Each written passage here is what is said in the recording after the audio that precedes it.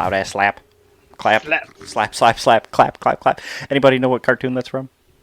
Jimmy Neutron. Slap, slap, slap. Clap, clap, clap. That was Butterby. before my time, or after my time. I'm glad that you knew what it was, Mike, because I almost said it was Ed, and Eddie on accident. Oh, Jesus. Yeah. No, that's my horse. And then you smack someone.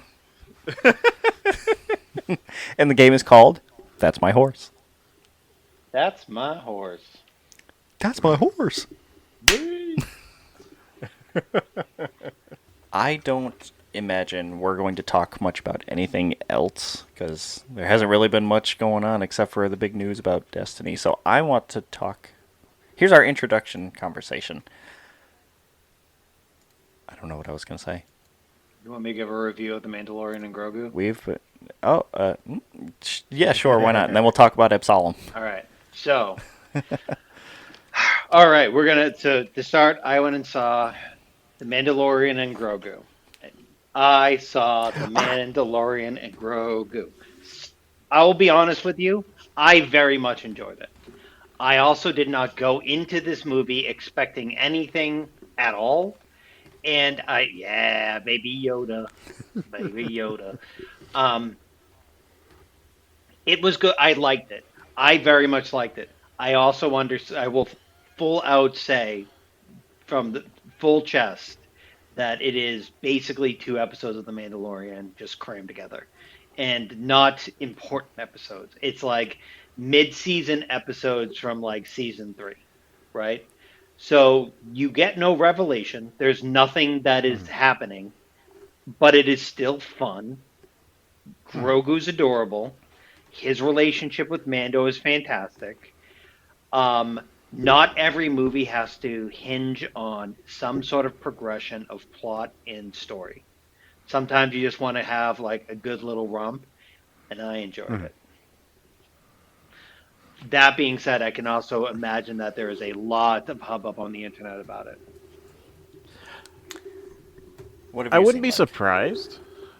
I haven't seen it yet, and I want to. But by the way you're describing it, it's basically sounds like they're following the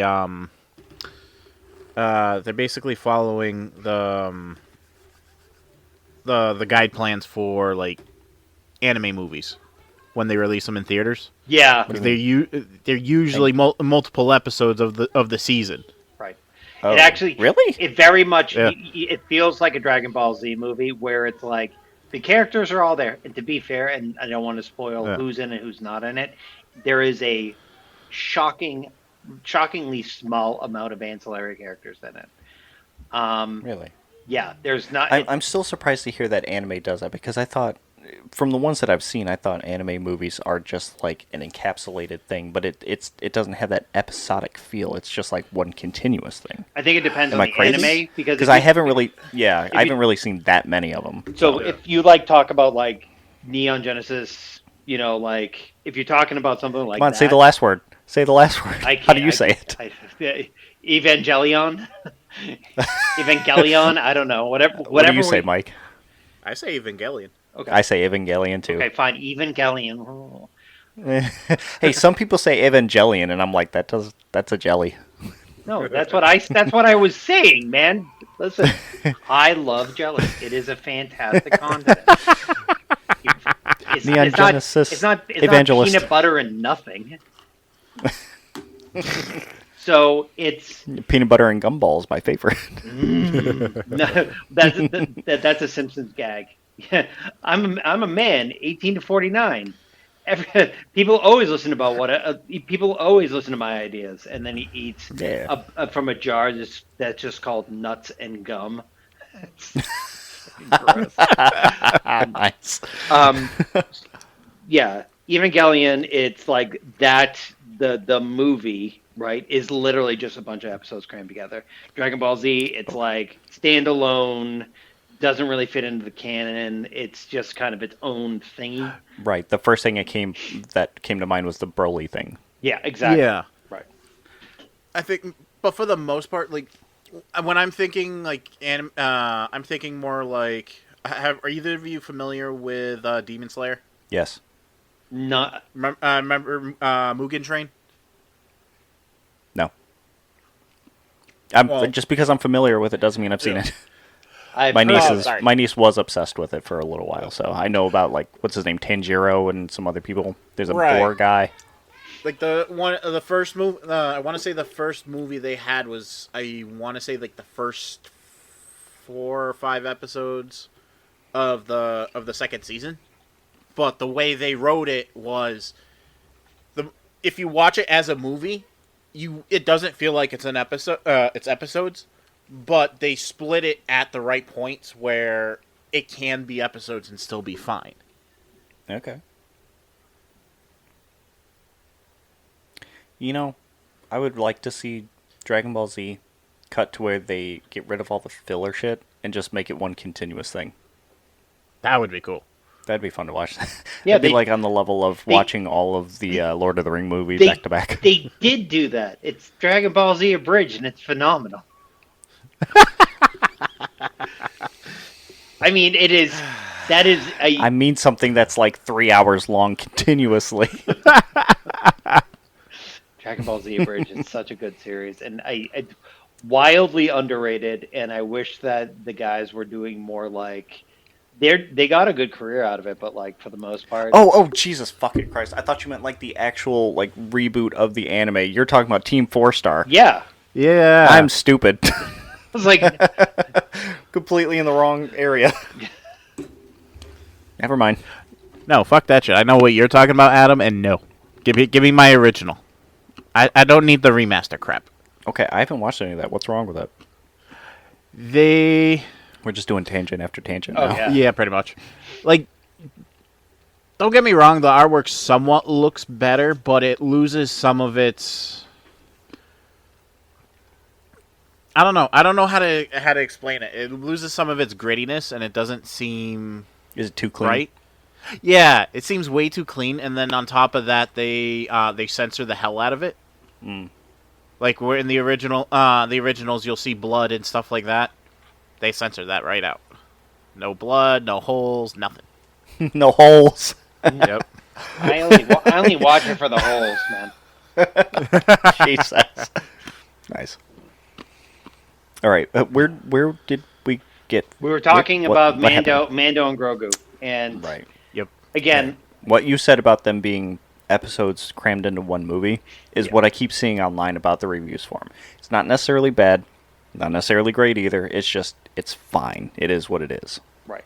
I would be if they released that movie as a 2-part special episode on Disney Plus, it would have had the same effect. Though seeing it in the theater, there is something about like when you go and see it and like the entire when it does the ba-bong, ba-bong, and like when that The comes Mando on, theme? yeah. And I was like, all right, cool.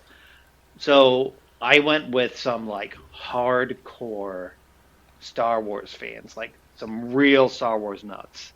And I would consider myself significantly more well versed in Star Wars than the average person, and I hold Yep. no candle to these guys. They're like fully on board. One of the guys that I met when I initially met him, it was at like a cookout, and I like lightly mentioned because at the time it wasn't Legends, it was the Star Wars extended universe, right? Mhm. And I casually brought up, "Oh yeah, I'm aware of the extended universe," and he went on like a 25-minute tangent about Mara Jade, and I was like, "Okay, so guy knows ball," and we all agreed. We all were like, we liked it. Yeah. I can understand. I also think that there's kind of a gatekeeping aspect in the Star Wars community, like in the Star Wars Oh, yeah. fandom, where Yeah. if it's not exactly what a Star Wars fan wants, it's just the worst movie ever. And And they pick them apart too. right, Like it always has to match some continuity that they have built up. right, and again, we're kind of in the weird Marvel space where every movie from an IP has to progress some overarching story into that IP and cannot be its own standalone thing.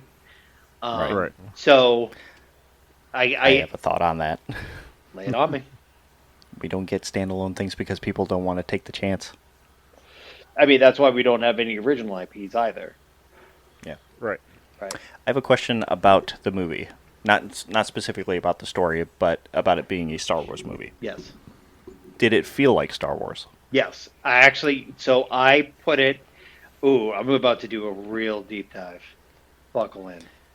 Well, I ask that because I don't know how you guys feel about Rogue One, but I liked Rogue One, but it did not feel like Star Wars until about 2/3 into the movie. The first third, it didn't really feel like Star Wars. It didn't seem like it or anything. There's just like that sense or feeling. I don't know how else to even say it. Just when you're watching a Star Wars movie, there's that sense that you're getting from it that's like, okay, yes, this is a Star Wars movie. And Rogue One didn't hit me until 2/3 into the or a third into the movie. So the way I put it was Mando and Grogu felt like the Ewoks movie. Do you remember the Ewoks movie? Oh, interesting. Not that again, it definitely felt like Star Wars. Like it to me it felt very much like Star Wars. There was a lot of power scaly comic booky stuff, especially in the opening scenes. Like I don't want to ruin it for you. It's not story relevant at all, but I think this is going to be the first scene just because they showed it, but in Fortnite they had a special island that they built for the movie showcase, and they were showing like a 4 or 5 minute clip from the movie where they were chasing down somebody who had their own little group for the Sith, I think it was, or for the Empire, and it's just Mando waylaying people, taking one of the walkers underneath an AT-AT and blowing that up and shit. yeah, exactly. And it's not one, Okay. it's multiple. So Yeah, but it's you just him doing it. right, and that is the only thing that. And again, I'm not a power scaly guy, but like that's one of the things that's been wildly inconsistent. So there are points where, like for example, Mando can take out four AT-ATs, right? Like, and it's nothing. And then there are points where he's like fighting one dude, and it's like, oh no, is Mando gonna make it? And like his level of badassery varies wildly. That being, it's not bad, but it's also like it's an interesting choice, and they didn't need to go so bombastic with it. I don't think, but I also understand why because it's a movie. They need to be people. They need to get butts and seats. Um, but yeah, I get what you're saying about Rogue One. One of the guys I went with, um, I picked him up and we drove, and we were talking about Andor, and I'm like, "What are your thoughts on Andor?" Because I love Andor. Um, I know a lot of people love Andor, but a lot of the hardcore people, right, a lot of the hardcore people are like, it doesn't feel like Star Wars. And my base description of Andor is this: The Mandalorian itself is a great Star Wars series. Andor is a great series that takes place in the Star Wars universe. It is, Yeah. if you picked any other IP, it would fit in just as well. But I'm glad they chose Star Wars because that's not a realm like actual political espionage and like revolutionary tactics. That's That something takes a that's back seat. yeah. That is something that's always hinted in all the movies. But like Well, that's like the thrust of the movie, but it's not focused on that. It's focused on all the shit that happens around it or because of it. right, and I mean right exactly. So like when you hear about the resistance, you see your Princess Leia's and your Luke Skywalker's in the main trilogy and in the Tag sequels. yourself on Princess Leia. Right. Well, but you don't like that's not what in the real world like a revolution would be. It is Right. a lot of like subversive guerrilla tactics style espionage, and like how does that actually play out in a world like Star Wars? I've Right. heard people get really overcritical about, and it's the minority, right? It's the real hardcore fans that are like, I want to see more Jedi. And it's like, It's always the minority that's the loudest that are inobjective to these things, right. it seems like. And I understand, and this we were talking about the inherent thing of fandom's gatekeeping a fandom. And Right. funny enough, kind of tying back to the last episode we recorded, I was going through, and there's this guy on TikTok called Swagmaster, and he does a lot of I know it's which is very funny, but he does a lot of Zelda lore.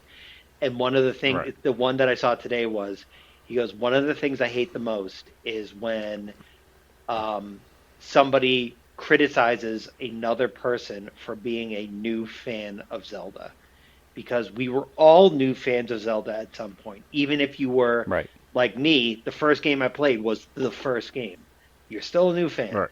And for you to say to somebody, what you think is a good game in this series is irrelevant because you are not a true fan, is just shitting on the idea of people having opinions.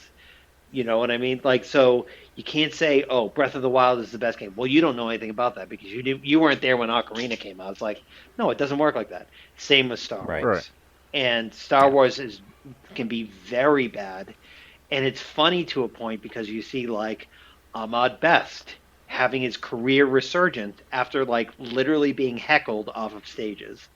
You Yeah. have, Jake Lloyd, who was like mocked to a point as a child that he actually had to he like was institutionalized, right?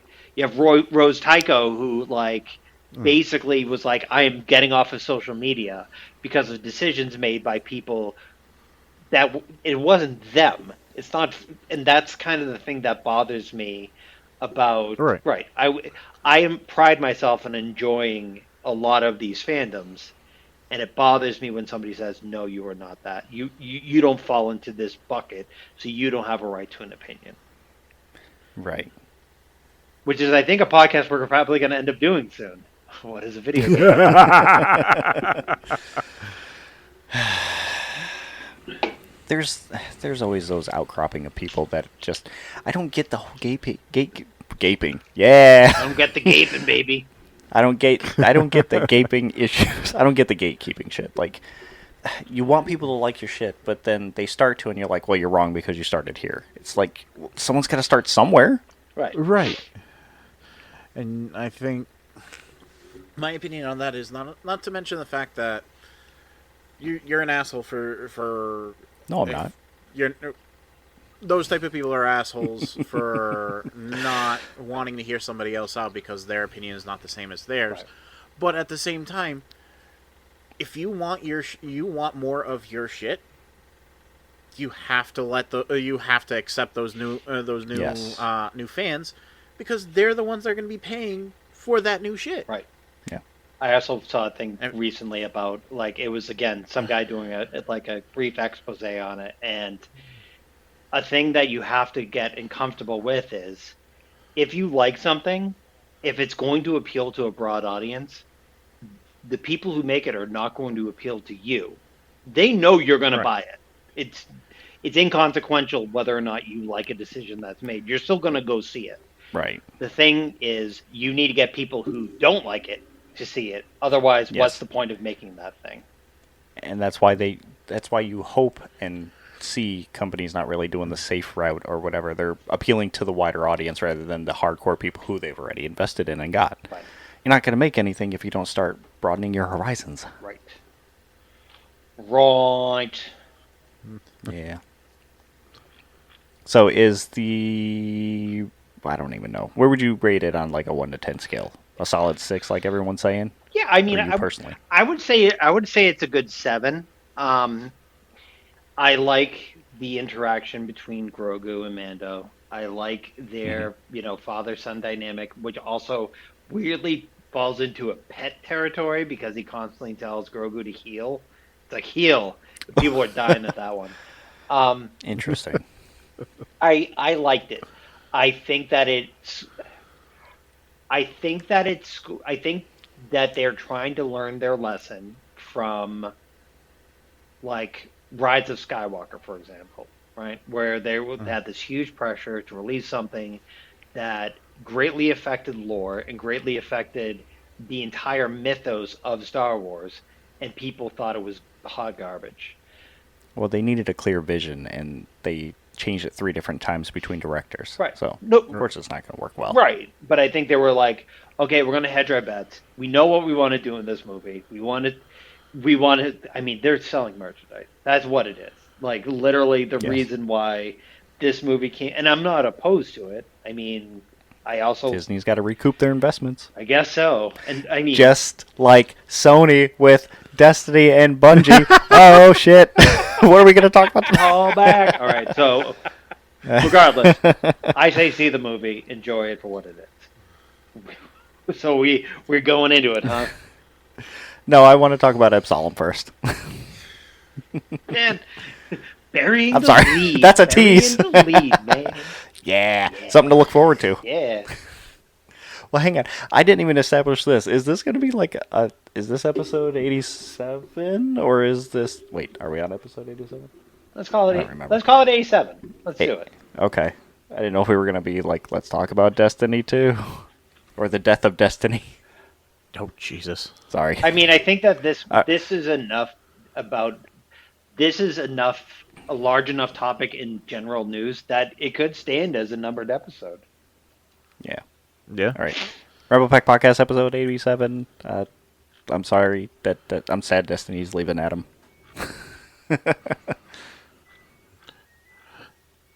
I'm a washed out warlock Mike. Oh. And I'm don't gatekeep the Star Wars universe, Sean. Damn it. Mike, I should have said I got to hang up my cape since I'm a hunter. Damn it. Oh, Jesus. It was right there. I missed it. Oh, my God. Oh, well. That's okay. We'll talk about all the sad Destiny news in a minute because I think that's going to take over a lot of the conversation. But, Mike, you got to play Absolum. Sean, you and I have been playing Absolum. I have completed Absolum entirely by myself. So, what do you guys think? Yeah, dude, when the game first came out, I had seen it Yeah. 2 weeks before it debuted on the PlayStation First specifically. And I was like, this looks interesting. I think I told you guys about it and played it, Yeah. and I loved it. I played the entirety of it. It was great. I couldn't put it down. Yeah. And now you guys get to experience the majesty that is Absolum. I'm giving it high praise here. To be honest, for a beat 'em up game, I like it because normally it's difficult to keep track of like characters in those type of games on the side scrollers. It's difficult to keep track of these characters too sometimes. It is, but at least the abilities are forgiving enough, and the progression of like different abilities that you can pick up along the way. Do you like the roguelike aspects? Yes, I do. Okay. I do like this very much. Cool. Especially when you get to see like weird combos you would normally wouldn't expect. Like that last run we did, I was a dwarf with a fucking shotgun, and every time I used the flamethrower ability, I was summoning a skeleton, and that's per bar. Right. So at one point, I had four, was running the flamethrower and had 4 skeletons summoned. Yeah, he had 4 mana chunks. He would just throw out a super and just keep summoning skeletons. I was doing that. I did that with, oh my gosh, the elf lady, Galandra. Calandra, which, by the way, is like, I'm maining her. Like, she has the perfect combination of me like, I liked Dwarf Guy, and I liked Scary Frog Carl. Man, and I liked... Funny enough. Yeah, and... Oh, go on. I was just naming the names. Oh, I thought you said Carl. funny enough. No. His name is Carl with a K instead of a C, funny enough. And Then Galandra and Brome and Cider. Cider I liked as well, but like she's too weak. And especially with me being kind of early on this, I'm like, I just want to get some DPS down. You think Cider's weak. Brome is weak. Yeah, But you build around his Arcana, and dude, he's busted. yeah, he's like broken. I was gonna say, if you're gonna call that guy the guy you were playing as yesterday weak, then holy fuck. Yeah, Brome. Yeah.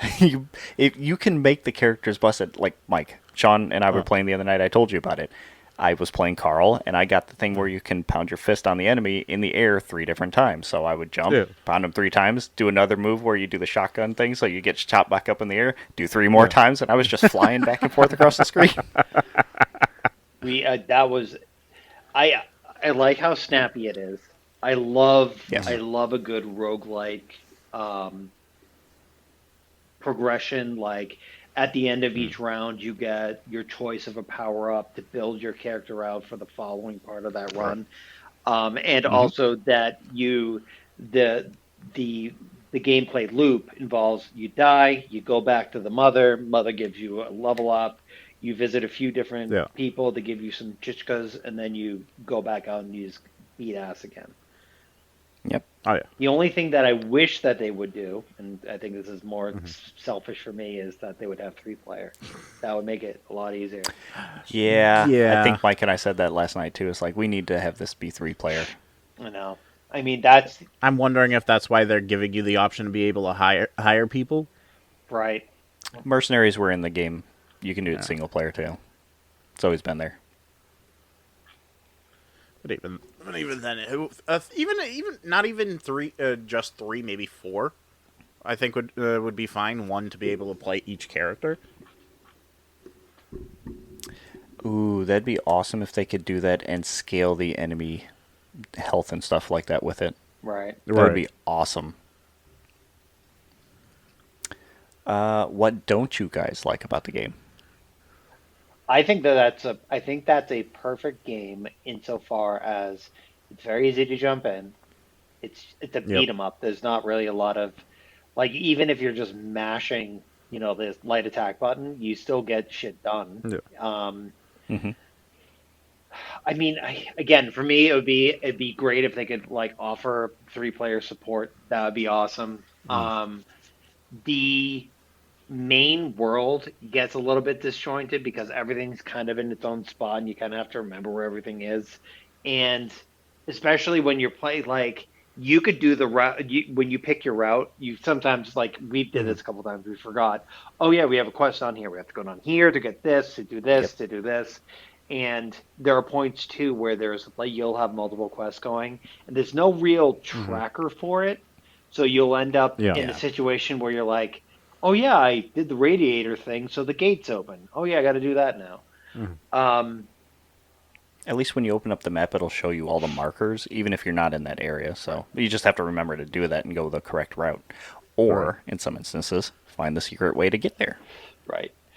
Um, I mean, aside from that, like I really like for the most part, I enjoyed the entirety of it. Like there's not a lot that I would say that like turns me off from that game. It's really good. Mike? No, agreed. And this is more. I guarantee this is more user error than anything else. Is not being able to track my character very well. But like I said, they made up for it with the way the attacks are handled, and the progression with the abilities. Um, Anything that I would like them to do, something like that, which I think that's going to go away with playing it more. It's it's not a serious game, if that makes sense.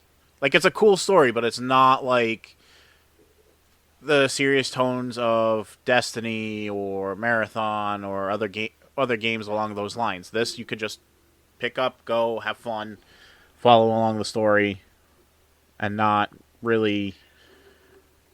I see Adam's face, and I think the reason Adam has that face is I actually agree with you, Mike. But I think what Adam, and you've been hinting this to me a couple times, there is a much deeper story that we have not gotten into yet.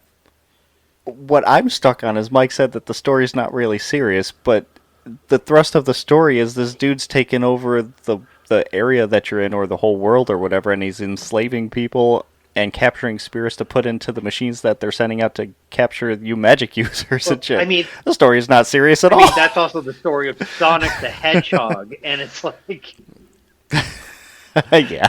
you know, It has because of the style of the game. It has a toony feel to it. It's not. no, I agree with you, Mike. I think I like in a very similar way to Marathon, like the story is kind of an ancillary point. It's not really like the important thing. The important thing Right. for me is just going up and punching dudes in the face over and over again. So that is my actual next question: is what do you guys think about the story so far? If you've been paying attention to it or put things together. Like, do you care enough that you've paid attention to it, or is it just like it's background noise? Whatever happened is cool. Pretty much that.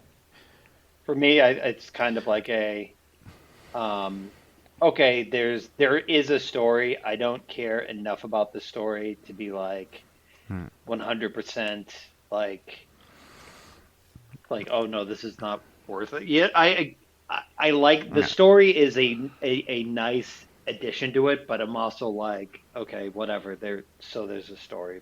Big freaking whoop. I enjoy it for for the base story. I understand the base story enough. I'm not really a good, and I like stories. My thing is I can't use this last playthrough as a good example, is because it's the first time I'm playing it, and I also had Callie was in the living room with a baby, so you could hear the baby, and then Morgan kept getting in and out of the bed, so I was paying attention enough, but not really paying attention, if that makes sense. Makes sense. So I guess my follow-up question would be, do you want me to spoil any of the story stuff, or you guys just want to experience it? Let's keep going because I also don't want you to spoil it on here, especially if somebody's going to be like, Yeah. "Hey, this game looks pretty cool," and I heard them talking about it, and they're going to be like, "Wait, what?" I don't want to spoil a year or two old game now. Listen, man, I had problems where I was like, forget what game we were talking about. It might have been something in the Zelda one where I was like, "Hey, spoiler alert for this 25-year-old game." It happens. Dotemu, please make it 3-player. We need we need another person so we can all play together. Yeah, do it. It's a great game. This is more for me, but I just realized recently. Do you guys remember ever hearing a game called Void Bastards? Mm-mm. No. No. It was a small roguelike first-person shooter. Anyway, they actually made a sequel, not in the same universe, but a similar game that was called something else, Bastards. I don't remember. But I just learned that they made another one, so I want to check it out. Ooh. Just found it interesting. Who has watched the Baki series or knows about it? I don't know what that is. Why does that sound familiar?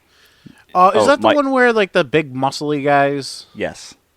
Okay. Yujiro Hanma. Is that name? Yeah, ring a yeah, bell? yeah, yep. He can move his brain so he doesn't get shot or whatever it is. Oh Jesus! Some dumb shit like that. He was teased for Tekken 8. Tekken 8. Yujiro's going to be in Tekken 8. Oh Tekken egg. Jesus! Yeah, funny stuff. I saw that earlier too. I'm like, oh, that's interesting.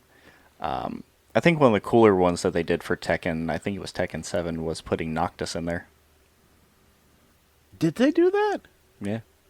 They also had Negan in there, so makes sense out of that. I think Noctis was cool as a character, though, to have. Again, it still surprises the hell out of me that Square lets their characters outside, are letting their characters outside of the wheelhouse. What else have Square characters been in besides, Sora in Super Smash Brothers, Noctis in Tekken?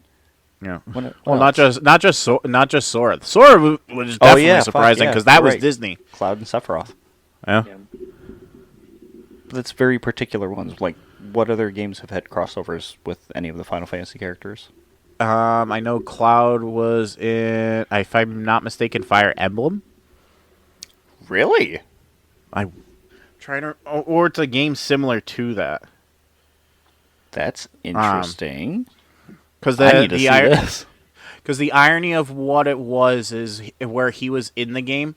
You know how in Final Fantasy VII he becomes a vegetable for a little while because he was overexposed. Yeah. I like the way you put that. The way that crossover happened was they're trying to play off that while he was a vegetable in his world, his consciousness dream. went over to that world. Oh. What? Yeah, that's what they how were does trying your to play it off. consciousness get like a physical form? And don't say magic. I don't know. I don't freaking know. It's Japanese games, dude. Fair enough. I'm sure Sean knows about this, but does anybody care about Dead by Daylight? I mean, What's going They on have with Dead Jason by finally Daylight? coming into the game as one of the killers. cool. That's nice. Yeah, I know, right? That's the same reaction I had to him. Like, oh, didn't they already have Jason? But I guess not, apparently. So, yay. So, by the way, Matter of time. just to touch back on what Mike's saying, I was looking up the appearances of Cloud Strife, and Cloud appears in a Bravely Default game. Okay, that's another Square Yeah. game, so that makes sense. Yeah, I think they're mostly like their IP extends to, aside from Smash Brothers, is just They keep it in-house, Yeah, basically. yeah. Yeah. Well, Capcom does something similar, too, with their characters. oh my god, yeah. Like Marvel versus Capcom is like the only one where they're Well, yes, but like Dead Rising, you can get the Mega Buster in the game. really. Yeah. You have to kill a certain amount of zombies within a certain time limit, and it'll show up somewhere. And you can use it and charge it up and kill zombies with it. Cool. I don't know. I just cool. Yay. Yay. Did you know, because I didn't know this, that there was almost a Halo MMO? Excuse me. I don't know enough about the. I can't tell if that's going to would be a good thing or a bad thing. From what I was reading and seeing on this person's art station for the stuff, it's probably good reason why it wasn't made. I mean, It's really weird when you see like Forerunner people walking around in like thongs that are sticking out of their pants and they're entirely blue and they don't look right. That doesn't fit Halo. makes sense. Okay. I feel like that's the kind of thing Yeah. that ends up happening. Like, it's the open world game conundrum where everyone's like, hey, you know what? It'd be really, really good if we had made this game into an open world game where it's like, is that a good idea? They did that with Halo Infinite, Yeah. I mean, they did. but it's not an MMO. It's just an open world. Do your missions, go to these places to do whatever, and get the story. If you, It was a cool change, but like it didn't really do much for it, in my opinion. I think that's the thing where it's like, you could do it. You gotta make. You can't just say, hey, we're gonna make an open world. You got to make that work with the environment. Like, because, oh my God, game that we always talk about. Oh my God. A little more, please. You know the Age of Imprisonment, Zelda Age of Imprisonment, or Dynasty Warriors? yeah, thank you, Dynasty Warriors. Wasn't their last one of their last mainline games an open world, and it did fucking horribly because everyone was like, "We're running around. There's nothing Yeah, to do." Yeah, not the last one that came out. Because that one you don't even play as one of the commanders. You're just your own officer that you make, and you follow the commanders that you choose, I think. The one before that, yes, it was open world. It was supposed to be super pretty, graphical, and all that stuff, but people were just like, it chugs, it runs like crap, it's not very fun, there's a lot of nothing.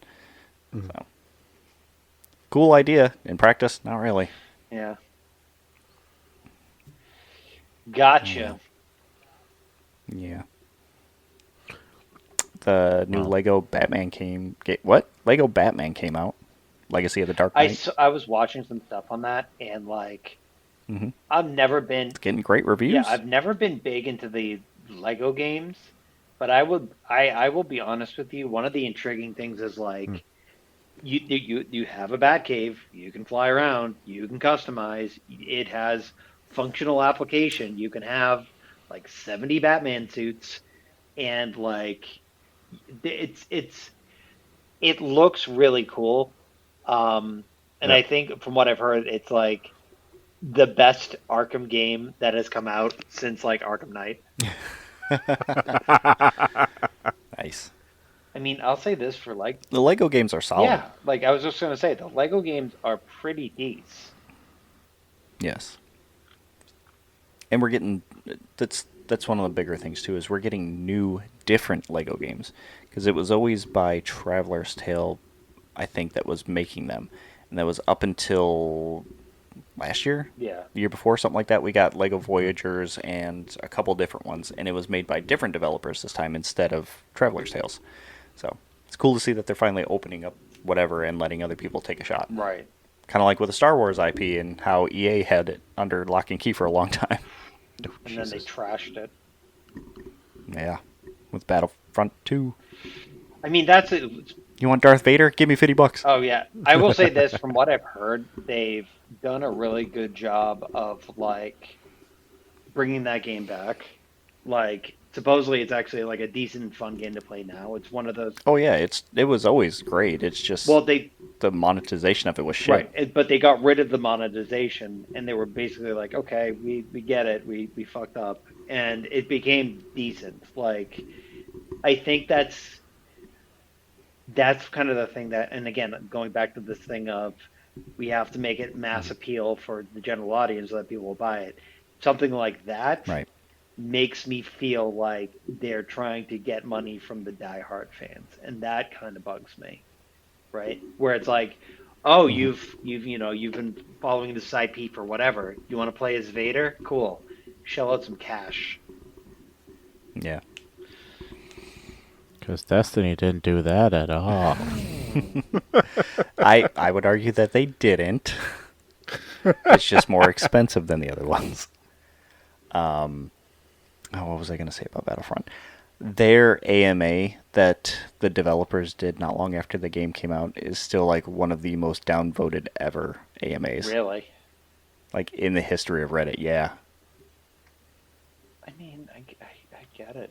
I get it. Like, Kick the hornet's nest, me. I mean, that's kind of the thing where there's some detriment again to having like a gate kept fandom, but there's also this thing of like the most vocal people is going to be the people that are buying your shit, and like if you put something out there where it's like, yeah, you can definitely, if you want to, unless you want to play as a stormtrooper, you're gonna have to shell out hundreds of dollars. It's like, no, fuck you, man. Like, I've been watching this goddamn movie for the past 37 years. Like, leave me alone. Yeah. It didn't help that the game was super grindy too. Like, you didn't have to shell out money, but you would sit there and play it. You would have to play for hours on end to get the in-game credits to get the characters you want. Yeah, see, that bugs the shit out of me. It's terrible. Yeah. All right. We're already at about 42 minutes. Do we want to just spend the rest of the time talking about everything? Do it. All right. After 12 long years of constant Destiny stuff and everything, well, actually, I think it's almost 12 years for Destiny 2 specifically. There is no more content in development for Destiny 2. Their last shipment of stuff is coming out June 6th, 9th, something like that. And while it is a handful of things that a lot of the players that were still hanging on or have been around since the beginning wanted, such as Sparrow Racing League, certain dungeons, raids, story beats, whatever, a lot of those things are coming back. Amongst all this stuff, too, there's some calls for them to... Like, the players want the devs to put back in the original campaign for people to experience now, since they hadn't gotten to... They want to be able to access like way old content and shit that went into the Destiny content vault, which was a thing. But obviously no word on that. They're giving some more aspects to your character so that way you can do different things. They are not taking down the Eververse store, which was their paid mechanic for your transmog stuff to make your character look like however you want. But they are adding a lot of that shit to the free pool. So you can get it, and I believe it's on a lockout system where if you get it, you're not going to get the same one. So you can start filling out your entire Eververse vault if you want to collect that stuff. They're also doing a couple of like quality of life improvements, making fixes to the game so that way it keeps running. But come June, there is not going to be any new content for the game after that drop. It's just going to exist as it is. Still be able to access the game, still be able to play with your friends, still be able to hop on and do things. It's just going to be... and this is... I didn't really think much of it until now, but it's like what The Witness was doing, Mike. One perfect final shape of the game. Oh, Jesus. One constant state that doesn't change. Oh, my fucking God. The absolute. How you like that? So The Witness won in the end. After all that. Oh my God. Yeah, that Destiny players will get that. Yep. Yeah. So I'm sad. It sucks. Yeah. That was a game that I literally played for its inception, from Destiny 1 to Destiny 2, no breaks. Yeah. I want to say I got into Destiny before even meeting you. Callie's dad was interested, got me into the game, and we played up until D2 was released. And then we had kids. Yeah. But no, that was good time. I actually liked that. It was first time playing a shooter game that didn't make me feel like I was shit, pretty much. And then that's how you and I got to bond, honestly. Was through Destiny 2. Yeah, I had to drag you back into Destiny 2 because we were bouncing around from game to game trying different things to play together. And I'm like, hey, you played this. Come back on. Yeah. And then that became our nightly game. Oh, Jesus. Oh. What are you... Well, it's not like you're going to miss it if it still exists and be able to play it, but what's a fond memory you have of playing Destiny? Like, what drew you into constantly playing or coming back to it? Try to sell Sean on the game now while it's done. No, honestly, it's coming back. At the beginning, it was basically just... I actually found the game fun once Callie's dad got me into it. Like, I played it out of obligation because he bought it for me and wanted somebody to play with him. So we did that. But I actually got into the game and went all the way. I want to say till because we ported over our character from D1 to D2. But coming back was more the camaraderie thing. Like how we got into Marathon. Expand upon basically. that. I can honestly tell you, if it wasn't for you, I would not have gotten back into Destiny at that time. Was it not something you could do by yourself? Like, there was no appeal? Pretty much. Yeah, because my father-in-law wasn't too interested at that point. He was, by the time I got back on, but when we did, you and I got on, and then Brian got on, and then just us being able to work towards building out my at that time building out my character, running dungeons, stuff like that. Running dungeons was my favorite thing to do. Oh, hell yeah. It's like raid lights, but with only 3 people. And fun. then, yeah. And I loved exploiting the cheeses when they came out too. I like Bungie's... Bungie.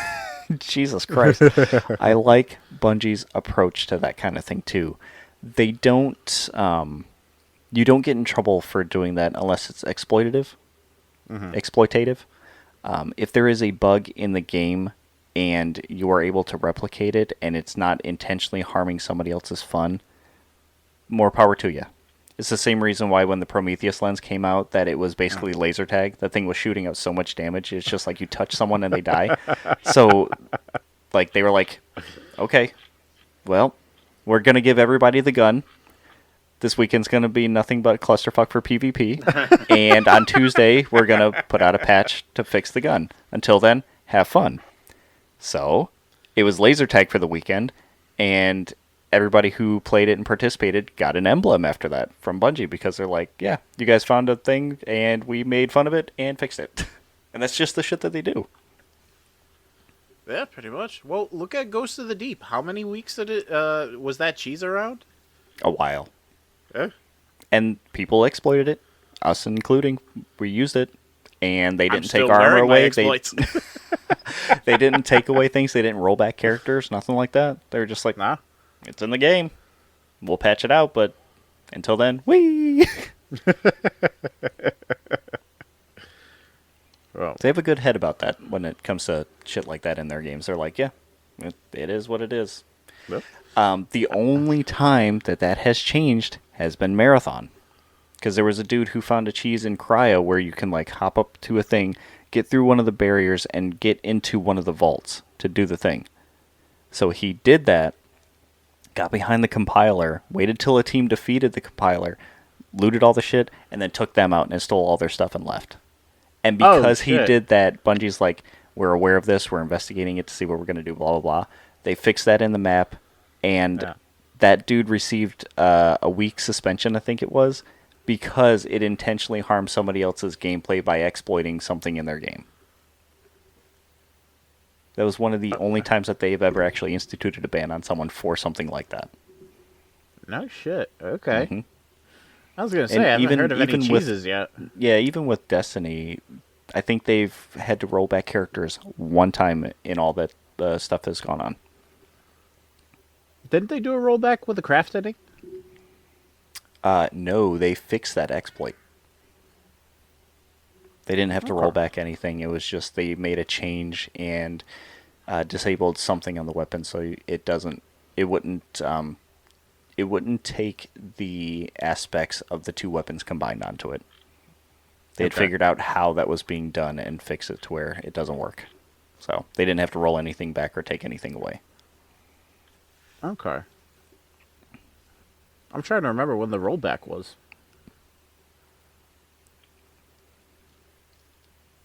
I don't remember. I just know it happened one time. Sean. Oh. Are you alive? Actually, so it's funny. I'm looking to see. Because so first of all, I mean again because it's free to play, right? I already have. I can download it. I have in terms of add-ons already, which I've accumulated because again I've been a PlayStation Plus member for a million years, so I got a bunch of free ones. I have the final shape. I have. I don't know what the. I have the 30th anniversary pack, whatever that means. I have Lightfall. I have the Witch Queen, and yeah. So and then I've got a bunch of like random legacy collection things. I don't know. Maybe I'll download it. Maybe that's something we can run at some point. So it sounds like you have all of the packs except for the newest one. I don't have. I don't have Renegades. What is Year of the Prophecy? Oh, is that just I think that's just a. That's the add-on stuff from the Prophecy period of Destiny 2, I believe. Do you remember any of that, Mike? That was when the pyramid ships came in and the 9 were talking to you about what's going to happen, and do you remember doing the stuff with the tree every week and getting visions? And that's how we got the void laser that turns into void balls. I forget what it's called. Oh my god! It wasn't at the beginning, right? No. No, this was just before Renegades, wasn't it? No, this was the midpoint working towards the final shape. I believe this was just before the Witch Queen. Oh, then no. I think I get. You got me in towards the end of the Witch Queen. They were just about to release Lightfall. Okay. Right. Yeah. And I'm looking at it now. It looks like it's just 2 packs. It's the Edge of Fate and Renegades. Yeah. I mean, hell.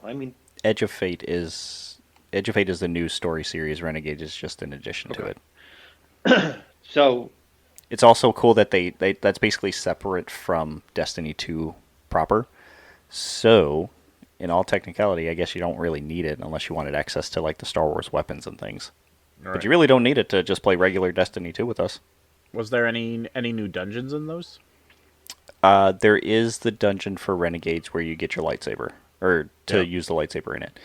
But, again, not necessary. Don't really need it. Yeah. Shit, I might download it tonight after we do our thing. Since you are not hardcore into Destiny or that community and stuff, and you said this is more or less your first Bungie game in Marathon, what has it looked like since? Like, what have you picked up about Destiny 2 before and after they announced that they're not making any more content? I mean, my whole experience with Destiny, basically, it I want to know what your perception is of Destiny, of like what's been going on. I Like, what have you seen? What have you read? What is your opinion? just of Destiny and Destiny 2. I mean, like, Just of the news and what's been I going mean, I on. feel bad for like for any long running series where it's been a fan favorite and there's diehard people on it. I feel bad for the people that are like you guys. Like, it's a it's a fundamental. Yeah, there you go. Um, Yeah, Cade. it's a fundamental game. I actually am kind of like one. It was always intimidating for me to even contemplate downloading it because again, I wasn't in that space, and I ran into the problem. I legitimately do not know how a game like that functions in terms of like if I started it now that it's ending, what does that even look like? I mean, I'm sure I could just run the story beats and whatever, but like it's interesting. I've always been interested in downloading it, but I just never had the opportunity to. So I mean, yeah, might as well. I have a few of the expansion packs for free already that have just been sitting in my thing doing nothing. So I Have you had a lot of MMO experience? no, God no. I've stayed very far away from the MMO space. Okay, so that's basically what the game is: an MMO FPS RPG hybrid. Correct. But like typically with MMOs and things, you'll have dailies that you'll run or like weekly challenges and stuff like that. Hardcore dungeons for people, raids, whatever. That's generally is like you'll run through the story, you'll pick up your stuff, you'll upgrade your character, and then once you've hit the end of the story, you do your dailies, you do your weekly challenges, you run those dungeons, you do whatever to get better armor, upgrade your character, get better Right. stuff, use your new currencies on all the different MacGuffins for your character and all that stuff. Can you run it That's solo? basically what you're doing. Yes. All right. Some things. What's cool too about Destiny is like they design a lot of those dungeons or strikes and things to be for 3 players. You can absolutely solo them. It's a pain in the dick, but you can do it. And there's some bastards that are that hardcore that will do it by themselves and never get hit and somehow There are find people enjoyment out of who that. somehow complete raids solo. That's wild. How the fuck do you do that? I know. They somehow do it. I don't know. And these people are cracked when they play that. I don't, Like the last raid I did, granted that was D1, I'm pretty sure there were aspects that you had to have the 6 players. I didn't hear anybody soloing stuff in D1. It was always in D2. Yeah. all right. Like it was a couple months ago, but I saw somebody finally soloed the witness on the end all by himself. I'm just like, how? Holy fuck. Yeah. Um, Sean, I don't know how much you kept up with news, but I'm curious since like Destiny was always in and out of a typical news cycle. What did it seem like was up with the game when you saw it pop up? Would you think like the game is dying? Why people don't like the game? So It's doing great. for the most part, I had no. I don't want to say I had no interest. Basically, when I started doing this podcast and you sent me the lore video, that really long 4 hour Hmm. one, it was it's intriguing. One of the things that really got me into like that made me start thinking about playing it was just the lore. There's so much of it. And one of the things that I both like and dislike about Marathon is that the lore is there and it's you can get as granular as you want, but for the most part, if you didn't know anything about the lore, you can still play the game. It's kind of ancillary to anything that you're doing. With Hmm. Destiny, again, my experience with Destiny has been through you two, and for the most part, you guys have been like, "Oh, they fucked it up again," you know. So Yeah, and to be fair, you're coming in at like the low point too, because when we were playing, man, the highs were so high. The game was hitting on all right, cylinders. It was so much yeah. fun. One of the things, just in kind of preparation for this, I was kind of just looking through. I literally just typed in Destiny and see what people are saying, and like basically there's a push, and I guess they have 120,000 signatures to do a Destiny 3, Yes. and like that's not going to happen. No. The petition's not going to do it to it. And like Jason Schreier recently pointing out too, like there have been a lot of questions as to why, when they knew Destiny was wrapping up with the final shape, why didn't they start development on D3 instead? And it just comes down to money. Yeah, yeah. I mean, The game itself is expensive as hell to run and develop content for on a consistent cadence to keep people engaged. But like just stopping and starting over from scratch and building up a new game, it's not enough right. money. I mean, it's the same thing with any. And like, it was funny because they on PC Gamer they put out and again, it's a cheap shit poll, but they put out a poll. Basically, it Hmm. was what are what would you like to see next from Bungie? So basically, it was um, and this is going to be good because we brought this up. Megan was just on a few seconds ago. It was Okay. Destiny 3, um, a new IP, somehow Hmm. Halo 7. Um, They don't own the IP. we'll get to that. Um, Okay. Marathon, just put everything back into Marathon, and then Okay. it was Myth 4. So What? What? right. So hold on. So the spread was in this one. Can we just do Pathways into Darkness too? So that actually was. They actually mentioned that they were like, we didn't even put in some of the older IPs and like, Ay, but ay, they ay. said basically they were like, what they were just trying to see what do people want in this one poll. Right. 74% of people. This is the worst time to ask it too because people are going to be voting emotionally. Correct, and everyone voted Mm-hmm. for 74% of people voted for Destiny 3. Um, No surprise. 14% voted for a new IP. 6% voted for Halo 7, right? And then Why? 4% of people in this poll voted for nothing and just betting on Marathon. 4%. So, like, again, this is I don't know who was in the poll. I don't know how it was presented. Data in and of itself pulled from a poll is always suspect depending on how it's configured. And now you're correct. Mm-hmm. This is not an objective time to get data on whether or not if they did this like a week ago, I can almost guarantee you Destiny 3 would probably be at the bottom, right? But Yeah. now it's at the top. That being said, it is Yep. interesting the amount of people that you would think that it would be, oh no, invest more money into Marathon. It's like, no, they're like, people were more looking forward to Halo 7.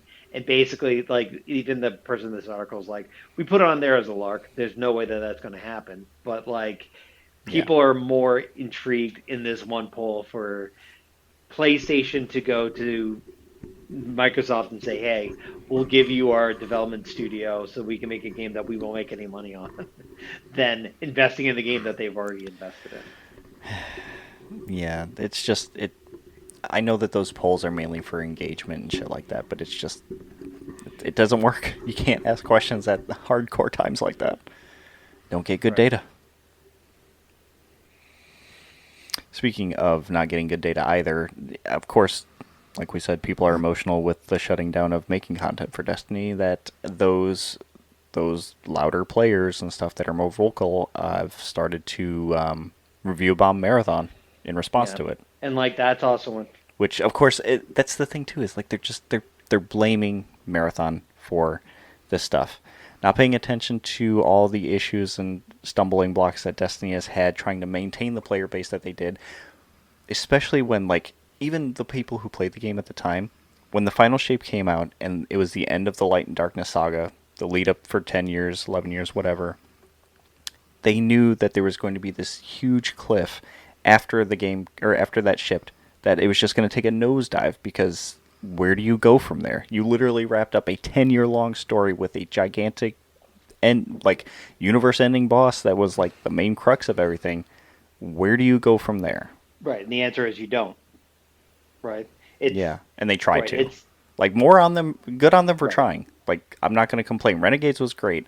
The Edge of Fate, it's the idea of the story was cool. They're great at their lore. I love reading the stories and the characters and the world building shit that they do. But it was always going to be an uphill battle to claw back at just a portion of the players who dropped off after that. Right, and like to be fair, I mean it's the Marvel after Endgame conundrum, right? Like Yes, right, exactly. like you've done the thing, it's now done. how do you continue to make money on it? What probably should have happened is instead of if they were serious about going into keeping with Destiny as an IP, would be to while they were putting out this last bit of content, start development on Destiny 3. But they didn't. Instead, they were like, we're just going to keep going with what we got. We already have a dwindling player base. Okay, well now we have nothing. So what do we do? One of the, I I'm gonna toot my own horn because I think this was a great idea, but I think that at the end of the Edge of Fate, why not make some sort of thing happen in the universe, whether it's just like call it a virtual reality, call it playing memories, whatever. Why not go back to the start? Let people experience the story in its whole entirety from beginning to end and make it the same cadence as you've been setting out the content. That'll at least feed you some development money so you can start making D3 or continue development on it Right. later on. Actually, that was one of the things that has held me back about actually playing it is like I've never played Destiny 1. I'm not going to. Um, is it worth playing Destiny 2? Am I missing out on a whole chunk of stuff? You before? No. Now? Yes. Just because they've taken that stuff out and there's no way to access it in game Right. anymore. So, Right. like, and again, I'm actually, I probably am going to download it tonight, just so, like, whatever, slap it on, see what the hubbub's about. But If you like Marathon's gunplay, you're gonna love yeah, Destiny's. I do like Marathon's gunplay, and the one thing I think that should learn from Destiny and something like Marathon again is you Mm-hmm. need to have something. The gameplay loop in Marathon is punishing to a point where I think we're pretty solidly into it now, but like it's Mm-hmm. not like there are points where it's not fun. It's just you're just like, oh well, I died again for the 50th Yep. fucking time. This is horrible, and I just want to go to bed now. And like it would be nice if they put some variety into it and seeing something like I mean, again, you have raid bosses and shit in Destiny, but I'm sure there were other things you Right. could do, and there were like meaningful story beats in other characters. The only characters you meet in Yeah. Right. Marathon are when you complete a contract, and it's just like basically like a cool like I don't know word art A thing. giant Yeah, cinematic of your right, head or a worm right, talking to you. exactly. And it's like I have no like I yeah The real story with Marathon though lies in the codexes, like with the voice acting and telling the stories and stuff, and that needs to be more in your face and easily accessible because that's where everything starts tying together. But getting those is you have to do the right contracts to earn those codex to hear those story right. beats. And all of it kind of ties together, but that is not as approachable as just like jumping in and playing the game because if you don't get your contract done, you have to redo Right. it.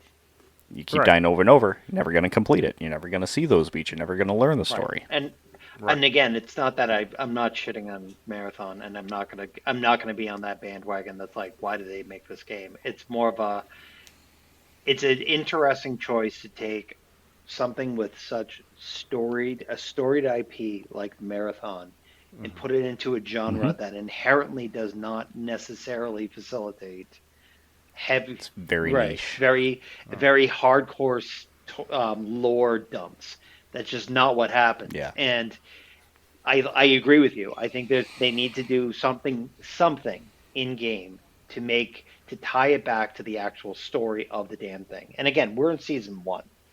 That's Yeah. I'm not expecting a lot. But when you get to I'm hoping season 2 brings the aliens.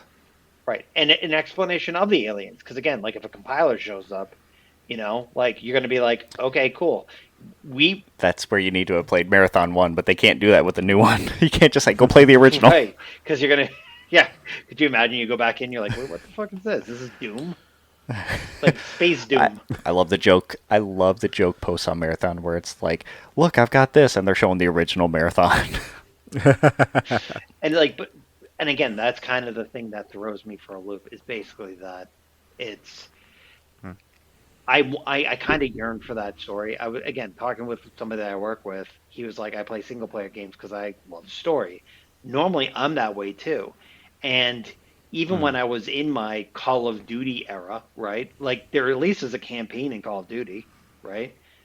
Yeah. Right. And And those were separate. right, and you could Where was the turn where they started combining those two? I don't remember. I jumped off of Call of Duty like after Black Ops 2. Like back in Well, it wasn't even just Call of Duty that did it. There was a handful of games that would combine multiplayer and single player just for the right, story. and it's like I don't mind that, but like I like the idea of partitioning it out. And the thing about Call of Duty that they did well too was it wasn't just multiplayer campaign. It was like you had like they were like special things that you could run, like with like you by yourself or like challenges. Oh yeah, they had spec ops and Right. stuff. And you could do things like you have to defend one thing, right? And you just have wave of enemies.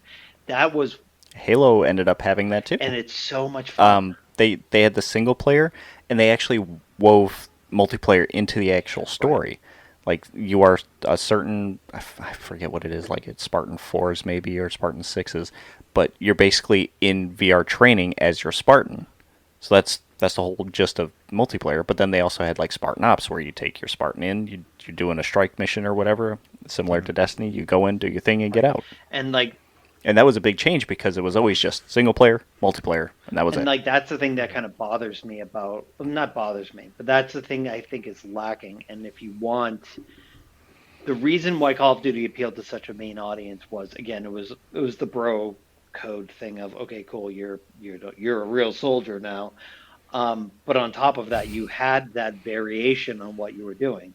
If there was an extraction shooter combined with some sort of like actual campaign, I think you would have gotten a much broader audience. But with the only way that you get any lore is by playing an extraction shooter for a game that was like, well before our time, right?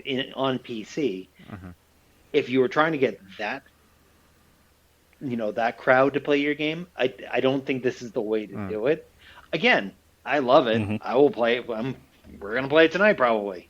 But at the end of the Right. day, like I don't know if that's conducive to like a mass appeal game where everyone's gonna come in and be like, oh yeah, this is the greatest game ever made. Right. Right. And I'd see a lot of touches of Destiny in Marathon 2, especially with the interactions with different attachments that you can put on your gun, or like building your runner based on your implants and things like that. Which I'm glad that they made whatever it's called, the cradle, I think, for season 2, where you can have a little more freedom around how you set up your runner for like their stats. But Mike, do you remember what hard light is? The gun hard light Yeah. Oh wait, I'm sorry. Jesus. In Marathon, I think I'm thinking of Hardline. in Okay. Destiny. The gun Trying to hard light. remember- It was trying an to remember what exotic that you could change the element, and it ricocheted off the wall. Oh, okay. Yep. So Marathon has that, but it's only in the form of attachments on a certain gun. Okay. It fires just like hard light, stuff like that. But you put the attachments on, you shoot at the ceiling or the wall, and it ricochets around corners and stuff, just like hard light did.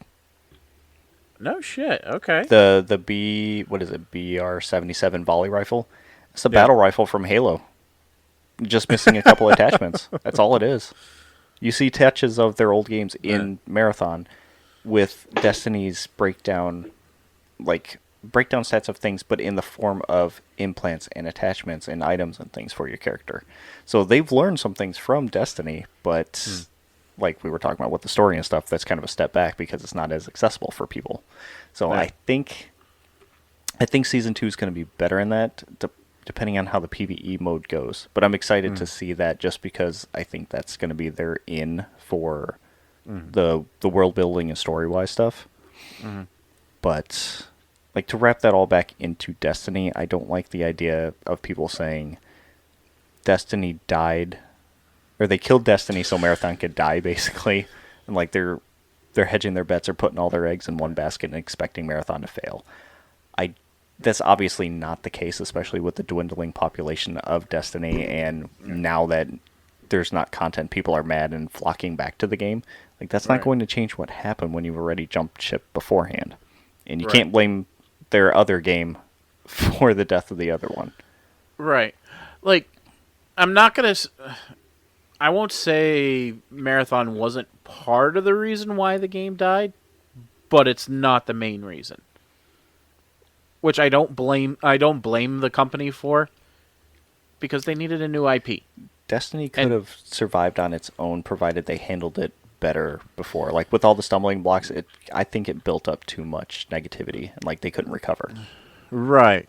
And then on top of that, where they're building that other IP and are going to be releasing it soon. No offense, if I see this one IP, yes, it was a great IP, and has had a 12-year life cycle. But if you have that other one in development and you're put so much money into it, and that older one is slowly dying, and you can't figure out a way to do it, I don't blame them for moving people over. It sucks. I hated seeing that, but the writing was on the wall. Hmm. I like that you said that too, but like, hindsight is always 2020, right? Right. There have just been. I imagine you don't keep up with the Destiny 2 subreddit or anything, but there have been so many posts about when are we getting our roadmap? They said we were going to get something at this date, and we haven't. When are we going to hear about this? What are they doing about that? Why is Marathon getting constant updates and we're not getting anything but a slow trickle? Oh, this TWID from this week was super short. Why? Maybe next week will be longer and shit like that. It's like when you look back and see the lack of communication, the short update notes, the saying we'll have an answer for you at this date, this date, and this date, it kind of shows that it was already on a downward spiral. All right. But I also feel bad that some of the articles I've read about it, that's not what it looked like inside of Bungie. A lot of the devs, from what I saw, were just as surprised as we are to hear this news because they were still developing content for the game. You know, they weren't given the stop content development and here's what's going to happen. It was just like, keep making it. We'll let you know what goes on when it does. And not the highest of higher ups, but the people right underneath them apparently were kind of vocal about it and were saying, hey, we need to let other people know that this is happening. And I guess that just didn't happen. So they just kept making shit until they were just like, hard stop, not doing it anymore. Right. Which upset the devs. And now there's going to be some massive layoffs at Bungie also after the drop. So Right. that's coming down the pipe. I believe they are moving some people over to the Marathon team and things like that, but I don't know how big the layoffs are going to be. Especially considering, like, again, talking about recouping any loss that was put into Marathon. You can't just take all those people and transition them over. If you're already operating at a loss, you're just adding more to your loss. Yep. Right. Not fun. I'm sorry. No. Anyways, let's play Destiny tonight, guys. Oh, that's a fun question. The petition, or I don't think it's written in the petition, but a lot of folks are saying, show them that you care about Destiny. Show them that it's not a dead game. Everybody log in on the 9th. Are you going to participate in that? Sure. I'll start my guy before the night. If we want to go right ahead. But. Do we think it's? I mean, serious question. Do you guys want to do that just to, like, for old time's sake, hop in on the 9th? And in doing so, bear in mind that it's basically saying, I agree with this stuff. I'm joining in to throw my hat in the ring too. At least to me, that's what that looks like. I'm all for jumping in and playing at any point, but I'm also well aware that this is probably not going to change anything. Pretty much. I know for a fact it's not going to change anything, but at the same time, what the hell? Why not? It's not going to hurt anybody. Right. We're just it's showing not that gonna we hurt love anybody? the game. Then I don't want to do it. Chaos, Nice. chaos, chaos. Hey, I mean, like, and again, like, to take it all the way back, like, I mean, I'll be glad to jump in. I mean, maybe at some point next weekend, because again, I'm going to be offline for pretty much this entire week, or maybe even tomorrow. Maybe I'll get on, set up a guy, have fun with it for whatever. But I mean, if I can throw my hat in the ring, I feel bad for. That's kind of my biggest. I don't want to say gripe, but my biggest problem with any like MMO style game is that eventually you are going to invest a lot of money into it, and there is a lifespan, you know. Yes. And like, Yeah. Tell that to WoW. I don't even want to. I don't even want to think about it. WoW intimidates the shit out of me. Like, I don't. I don't have the foggiest idea what's going on in WoW. Yeah, me neither. But I'm just like, how that game has got some fucking legs. I don't. I don't know how. Oh, Like, there's Me so neither. many like there are so many games that have been out for like a solid 20 years, right? And like that's the thing. What is the magic? What is the recipe that they chose that got them the Yeah. amount of success that they did? Minecraft, And it hasn't been replicated right? either. Yeah. Minecraft is probably the Right. closest now, Yeah. but it's not an No, MMO. right, and It's not a consistent living world, so I would say that it's in a class all right, its own. like even like some of the other ones, like StarCraft or whatever, right? Where you have, it's been around for quite some time. It doesn't have the mass appeal that WoW still has. Like people still play that The game. first thing that comes to mind when you said that was StarCraft is peer-to-peer matches. I believe it's not an MMO setting. It's just you're fighting against this other person, and that is it. Really? Yeah, that's what StarCraft is. Oh, I thought there was like It's multiple. a You could have multiple combatants. you can have multiple combatants, yes, but it's a war game. You're gathering resources, building up your base, and going out to take out the other army. Oh, well. Yeah, I don't know any other MMO. It was funny. I saw something on EverQuest the other day. I'm like, oh yeah, I forgot about EverQuest. That's an It MMO. was an MMO. That was one of the funny ones where they made EverQuest. I think it was they made EverQuest 2 and nobody liked it, so everybody went back to EverQuest 1. Yeah, like there and what's the two Final Fantasy ones? Those are still kicking. Yeah. Yeah, 11 is still running around, and 14 How? underwent its thing. I don't know. I tried that game, dude, and I was just like, "This is not for me." Like I wanted to, but I couldn't. I couldn't convince my mom to let me. And then I just had it, and it's a good thing I didn't, because all I kept hearing was, "This is bad." It was rough, but people who play that game and love it, they love the shit out of it, man. I don't get it. I tried 14 for a bit. It was fun. 14 was the one where that I like probably it started off, and then they were like, "Oh, this is hot garbage," and then they completely revamped it, right? yeah. Yeah, Right, destroyed they their restarted the universe or road. whatever. Yeah. Oh man. I tried it after the destruction. Because of how bad 11 was. That's why I didn't want to play 14 for a while. It's a completely different game. What's funny Yeah. about that? It doesn't even feel like it was made by the same people. 11 is just so weird. I want to say 14, to me, the battle systems and the way it's set up reminds me of Final Fantasy 12. And 12 was basically a mock MMO, in Is my that the opinion. Zodiac Age one? Yeah. Okay. Yeah, I didn't really like that one. It had everything that the like an MMO would have, minus the people. And I'm like, I don't like this playstyle to begin with. Why would you do that for a single player game? I don't know. Trying something new. Swing for the fences. Any much. All right, I'll leave you guys with the fact that in a week we're going to have another State of Play from PlayStation. Wait, I already told you that. You, the greater world, I'm talking to you, the royal you. We're having a State of Play on June 2nd. And that's when we'll find out about D3. Yeah, right. There'll be some bullshit, too. She's like, oh yeah, by the way, Destiny 3. Dude, people would lose their fucking mind after everything this week with B2 shutting down. That would just be it. They would, dude, they would set Bungie Studios on fire for that. Oh my god. They would go insane if that was the case. Uh-huh. I can see the meltdown now. Just, what the fuck? Everybody said this was happening. How dare you? Fuck you. You lied to us. Oh my Listen, god. Yeah. I'm just waiting for a Kingdom Hearts 4 trailer finally. Keep on waiting. Oh my god. Didn't they, maybe you told me this, but I thought with Kingdom Hearts they want to make another trilogy. Like this fourth one isn't going to be the end. They want to make more. Yeah.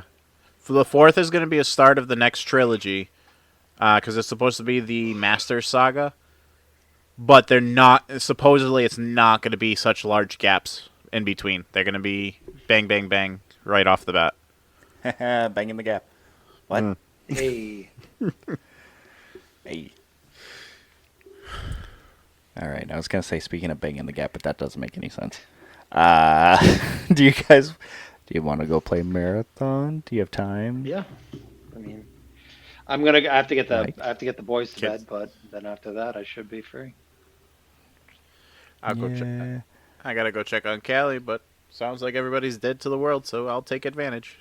We got to get Sean to 50 and you to 30, depending on where you are. Or maybe you're after 30. I don't remember. Now, what's supposed to happen if you hit 50? So He gets were a you yeah, saying? you box. get a box in season 2. It literally just gives you another box that you can open.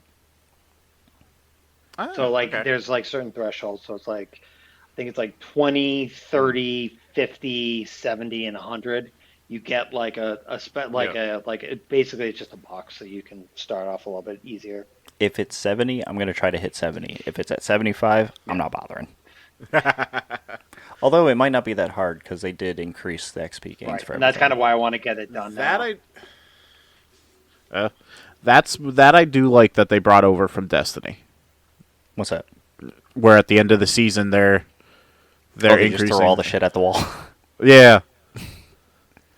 Yeah, man. Oh, The boost. that's another good thing about Marathon 2 that people have pointed out, and I absolutely agree with. With the changes in the AI bots that are in the different POIs and increased warden spawns and world events that happen in the maps while you're on it, the game feels a lot more alive. Yeah. I hear that. Now are they going to keep that for season 2? Good question. I don't know. They are very communicative about stuff. They seem to be taking the data and reviews and criticisms to heart and making these solid changes to them and are not afraid to get silly with it and try things out. So I'm hoping for the best. Fingers crossed. Yeah, Yeah, yeah. yeah. All right, folks. If you want more from us, we're on Instagram and Facebook and Blue Sky and Threads. And we have a Patreon if you want to join it. And the podcasts are on Google, Apple, Spotify, and I think Amazon Music too. Video version of the podcast goes live on the same day as the audio, which is on Wednesdays at 7:30 in the morning. Hooray! Hey, All right, everyone. let's go run some Yeah. laps now. Yeah. Yeah! Bye. Bye.